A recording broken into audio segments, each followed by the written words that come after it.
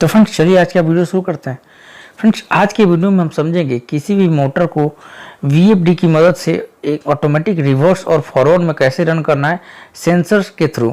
मतलब एक बार sensor sense हो तो हमारा रिवर्स में चलना चाहिए और एक दूसरा सेंसर सेंस हो तो फॉरवर्ड में चलना चाहिए। ये ऑटोमेटिक होते रहना चाहिए। तो ये बहुत ही इंपॉर्टेंट है फ्रेंड्स। इंडस्ट्री में ऐसे बहुत से एप्लीकेशन मिलेंगे जहाँ पे ऐसी वायरिंग करनी पड़ती है हमें। तो आज की वीडियो में इसका पूरा का पूरा वायरिंग दिखाऊंगा और ड्राइव के साथ। तो इस वीडियो को बहुत ही ध्यान से पूरा लास्ट तक देखिए तभी आपको समझ में आएगा। इस वीडियो के लास्ट में मैंने इसका प्रैक्टिकल भी करके दिखाया हुआ है फ्रेंड्स। तो चलिए शुरू करते हैं। तो सबसे पहले हम समझते हैं कि किसी भी ड्राइव को रिवर्स फॉरवर्ड में कैसे रन कराते हैं। तो फ्रेंड्स यहाँ पे एक डेल्टा का ड्राइव लिया हुआ मैंने। इसमें देखिए DCM जो है कॉमन पॉइंट है और वहाँ से हमें M1 पे जो वायरिंग करेंगे DCM से M1 तो वो फॉरवर्ड होगा और DCM से M2 पे वायरिंग करेंगे तो रिवर्स होगा। हो सकता है कि दूसरे ड्राइव में DCM की जगह ग्राउंड हो और M1 M2 की जगह रिवर्स और फॉरवर्ड भी हो।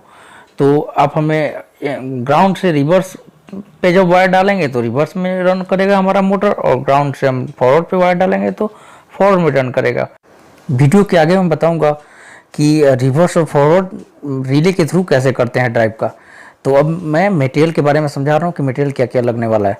तो इसमें हमें देखिए 4 रिले लगने वाले हैं 24 वोल्ट DC की। 24 वोल्ट DC कॉइल का रिले है।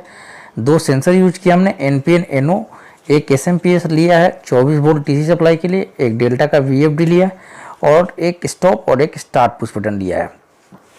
तो ये वायरिंग फ्रेंड्स अगर हमें सेंसर के बिना लिमिट स्विच के साथ करना है तो आसानी से हम कर सकते हैं। इसमें हमें 4 रिले की जरूरत नहीं पड़ेगी।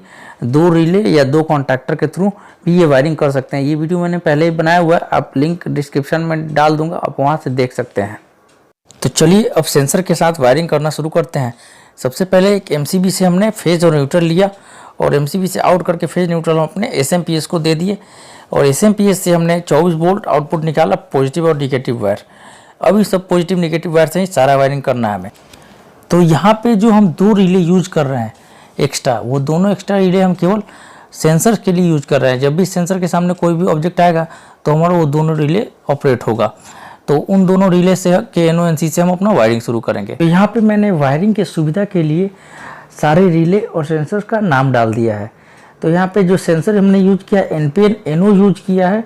मतलब कि देखिए सेंसर में 3 वायर होते हैं, ऑरेंज, ब्लू और ब्लैक। तो ऑरेंज वायर जो होता है जिस पे हमें पॉजिटिव सप्लाई देना होता है और ब्लू पे निगेटिव सप्लाई देना होता है 24 वोल्ट का।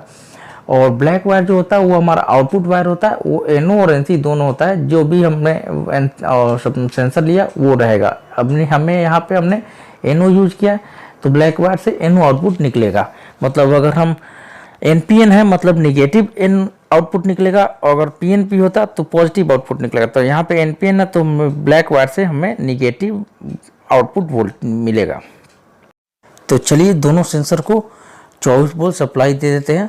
तो हमारा रेड वायर जो था वो पॉजिटिव था, वहाँ से हमने ब्राउन वायर उठाया और दोनों सेंसर को पॉजिटिव दिया और ब्लू वायर उठा के ब्लैक से हमने दोनों सेंसर को 0 वोल्ट दे दिया। तो अब सेंसर का पावर सप्लाई का वायरिंग कंप्लीट हो गया। अब केवल आउटपुट वायर का वायरिंग रह गया। तो सबसे पहले अभी हम क्या करते हैं, तो पॉजिटिव वायर है ब्राउन वाला, ये सारे हमारे रिले हैं। तो रिले के जो कॉइल होते हैं, कॉइल को 24 वोल्ट का कॉइल है सारा, तो 24 वोल्ट हम डायरेक्ट सारे वोल्ट रिले को दे देते हैं एक A1 पे। तो इसलिए 24 वोल्ट दिया क्योंकि हमारा जो सेंसर है और आउटपुट में निगेटिव 0 वोल्ट निकालेगा।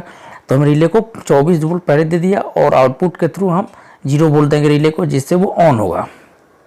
अब हम क्या करते हैं कि सेंसर का एक सेंसर से हम एक रिले को S1 से S1 रिले के कॉइल को सप्लाई देते हैं और S2 से S2 रिले के कॉइल को सप्लाई दे दिया। तो हमारा सेंसर का वायरिंग कंप्लीट हो गया। S1 S2 रिले को भी कॉइल वोल्टेज मिल गया। तो जैसे अब क्या होगा, जैसे किसी भी सेंसर के सामने कोई भी ऑब्जेक्ट आएगा तो उसका जो रिले रिस्पेक्टिव रिले है वो ऑन हो जाएगा। तो नेक्स्ट अब हम पुश बटन के थ्रू रिवर्स फॉरवर्ड रिले की वायरिंग शुरू करते हैं। तो सबसे पहले पॉजिटिव वायर हमने हमारे स्टॉप पुश बटन को दिया और स्टॉप पुश बटन से आउट होके स्टार्ट पुश बटन को दिया और स्टार्ट से आउट होके हमने फॉरवर्ड के रिले के NC को दे दिया और फॉरवर्ड के रिले के NC से आउट होके हम रिवर्स के कॉइल को सप्लाई दे देंगे। तो फॉरवर्ड के एनसी से आउट होकर रिवर्स के कॉइल को सप्लाई दे दिया। तो इस तरीके से हमारे रिवर्स के कॉइल को हमने पॉजिटिव और नेगेटिव सप्लाई दे दिया। अब हम रिवर्स के कॉइल को होल्ड करते हैं। तो होल्डिंग के लिए क्या किया हमने, स्टार्ट पुश बटन के इन से एक वायर उठाया और हमारे S1 रिले जो होता है, जो सेंसर का रिले है, उसके NC को दिया और NC से आउट होकर रिवर्स के NO को दिया और NO से आउट होकर हमने इसके कॉइल को दे दिया। होल्डिंग कंप्लीट हो गया हमारा। तो इस तरीके से S1 रिले से हमारा रिवर्स का रिले जो होगा बंद होगा। तो S2 रिले से हमें इसको ऑन भी करना पड़ेगा। तो S2 को हमने डायरेक्ट फेज दिया जो हमारा S1 रिले के NC से आउट हुआ था और उसके NO से आउट होके, S2 के NO से आउट होके हमने जो हमारे पुश बटन के आउट होके जो NC को गया था फॉरवर्ड के, वहाँ पे डायरेक्ट सप्लाई दे दिया। जिससे क्या होगा कि जैसे हमारा S2 सेंसर के एक्टिवेट होगा, जैसे एक्टिवेट होगा तो हमारा रिवर्स का कॉइल को सप्लाई मिल जाएगा और रिवर्स का रिले ऑन हो जाएगा। अब हमें ऑन करना है फॉरवर्ड के रिले को। तो फॉरवर्ड के रिले को कौन ऑन करेगा, S1 सेंसर ऑन करेगा और बंद कौन करेगा, S2 करेगा।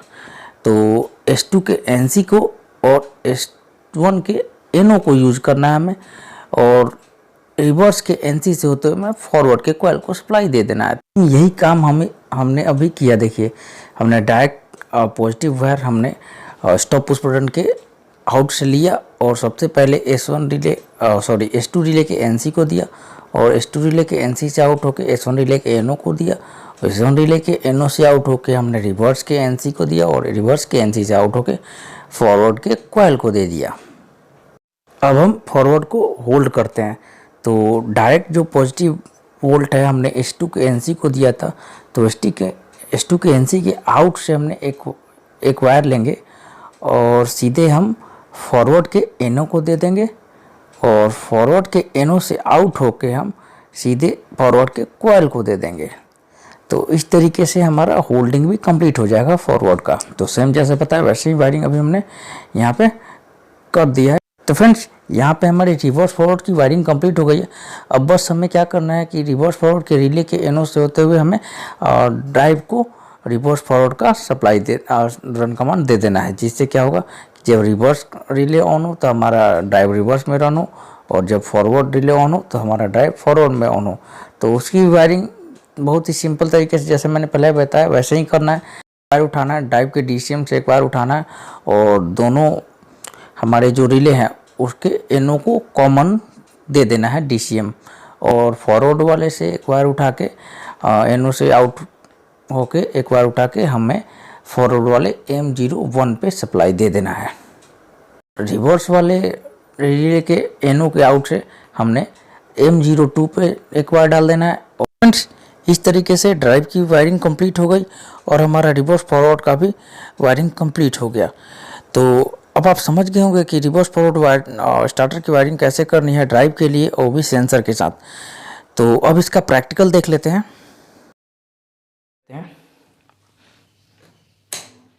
तो सबसे पहले पावर दे दिया हमारा, यहाँ पे देख पा रहे सेंसर में लाइट आ गया। अब इसको जैसे मशीन ऑन करना है तो जैसे यहाँ से मशीन ऑन करेंगे, ये हमारा मशीन ऑन किया, मोटर ऑन हो गया। मान लो इस पोजीशन पे है, पहले देखो ये पोजीशन पे ये ऑन हो रहा है। तो जैसे ही हमने ये ऑन किया, मोटर यहाँ से इस तरफ जाने लगेगा। जैसे यहाँ जाएगा ये कॉन्टैक्टर ऑन हो जाएगा। अब ये हट जाएगा, फिर मोटर हमारा धीरे धीरे इस तरफ चलने लगेगा। जैसे यहाँ जाएगा ये ऑन हो जाएगा, फिर इधर से यहाँ ये तो ये ऑन हो जाएगा। तो ऑटोमेटिक आप देख पा रहे हैं रिवर्स फॉरवर्ड होते जा रहा है। अगर इसको चाहें तो यहाँ से बंद कर सकते हैं।